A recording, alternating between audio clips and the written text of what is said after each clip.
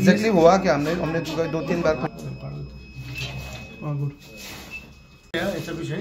System नहीं जला है, एसी जल गया है। एसी ही चल गया, लेकिन सिस्टम को कुछ इफेक्ट नहीं हुआ। सिस्टम को कुछ प्रॉब्लम नहीं हुआ है, वायरिंग थोड़ा जल गया है, सिस्टम सब इंटैक्ट है।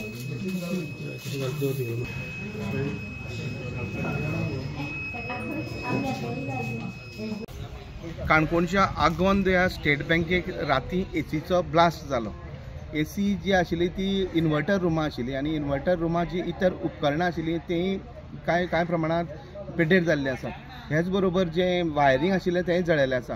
काल आयतार आशिल्ले कारणान तेणी एसी चालू दवरलेली, कांय उपकरणां आसा ती थंड जावपा खातीर एसी चालू दवरलेली, पूण एसीचो ब्लास्ट जाल्लो। आतां सकाळ फुडें जे ऑफिसर येयले जेन्ना बँक ओपन केली तेन्ना कळ्ळें की हो एसीचो ब्लास्ट जाल्लो आसा म्हणून।